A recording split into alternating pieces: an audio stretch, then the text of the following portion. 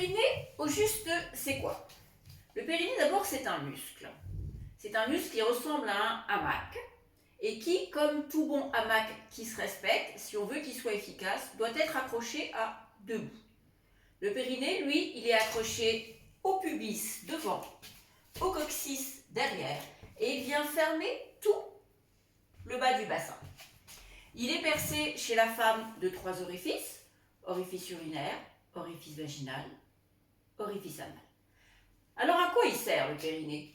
Le périnée, il a une fonction de soutien d'abord de tout ce qu'il y a au-dessus de lui, les organes intra-abdominaux, des organes du petit bassin.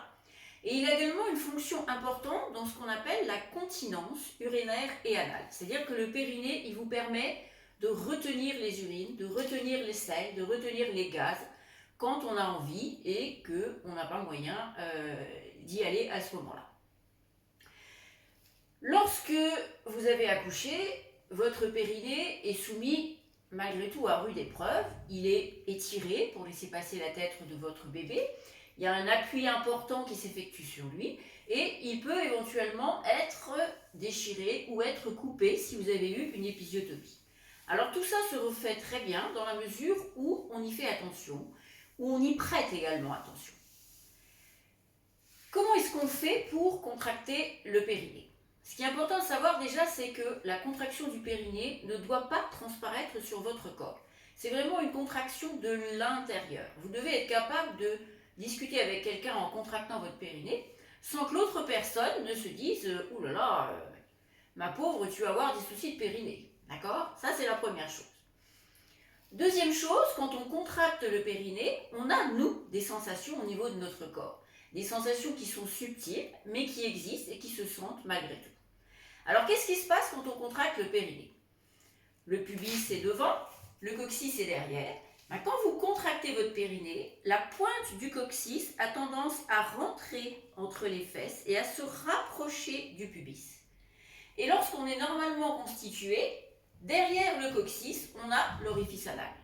Donc quand vous avez votre coccyx qui se rapproche du pubis comme ça, vous avez l'orifice anal qui suit le mouvement, qui va se serrer et qui va monter légèrement entre les fesses. Alors c'est une, effectivement, sensation légère. Et lorsque vous relâchez votre périnée, c'est l'inverse. Le coccyx, lui, il repart en arrière. Donc l'orifice anal suit également le mouvement. Il va se détendre et redescendre à sa position normale. Donc c'est la sensation que vous devez arriver à repérer. Alors, certaines dames savent contracter le périnée d'emblée, d'autres ont un petit peu de soucis et ont du mal un petit peu à se représenter la chose. Soit on se concentre sur le bassin, sur son bassin à soi, et on se dit, je vais tirer la pointe du coccyx vers le pubis, et à ce moment-là, contracter mon périnée, et ça marche. Soit on a une toute autre vision des choses, et on s'imagine une envie de faire pipi, et on se dit, je vais me retenir. Effectivement, quand je me retiens d'aller faire pipi, je contracte mon périnée. Peu importe la façon que vous allez vous servir, l'essentiel c'est le résultat. Alors vous allez me dire, oui, mais comment est-ce que je sais si je fais les choses correctement? Il y a des autocontrôles qui peuvent être faits. Autocontrôle, ça veut dire que vous allez contrôler vous-même si vous faites les choses correctement. Déjà en mettant un doigt sur le périnée. La vulve, le bas de la vulve, l'orifice anal, vous avez le périnée entre les deux qui fait à peu près 3 à 4 cm. Vous posez extérieurement un doigt sur le périnée et vous faites ce que vous pensez être bien, c'est-à-dire que vous contractez votre périnée. Si le périnée se contracte correctement, vous devez sentir que ça se durcit sous votre doigt. Deuxième possibilité, vous mettez un doigt intravaginal et puis vous faites ce que vous pensez être bien, vous contractez votre périnée. Si les choses sont faites correctement, vous devez sentir que les parois du vagin se resserrent un peu autour du doigt et surtout que le doigt change d'axe. Troisième solution, qui n'est plus utilisée maintenant de nos jours, mais qui peut être de façon ponctuelle un petit test, c'est d'essayer de faire le fameux stop pipi. C'est-à-dire que quand vous allez aux toilettes, vous commencez à uriner et à un moment donné que vous choisissez vous vous dites « j'arrête le jet urinaire ». Et là, on voit ce qui se passe. Soit il y a un arrêt brutal et franc du jet urinaire. Ça veut dire deux choses, que vous avez compris comment contracter le périnée et aussi que votre périnée fonctionne bien. Soit il peut y avoir un ralentissement du jet urinaire. Ça veut dire aussi deux choses, que vous avez compris comment contracter le périnée, mais que le périnée répond un peu moins bien, donc il est à travailler. Soit il ne se passe rien.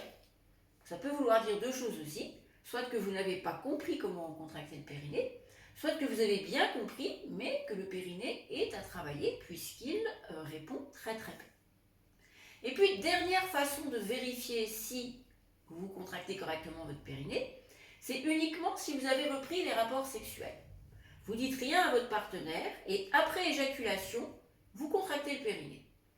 Ça ne fait pas mal, mais le partenaire devrait le sentir et devrait vous dire, bah tiens, qu'est-ce que tu fais? Voilà, ça vous fait quand même quelques petits repères pour vérifier si les choses sont faites correctement.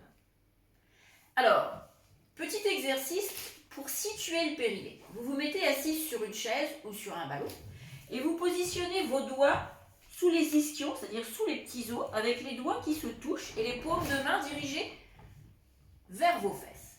Et là, vous allez simplement tousser, comme ça. Et vous allez sentir sur vos mains qu'il y a quelque chose qui appuie lorsque vous toussez. Et bien ça, c'est le muscle du périnée.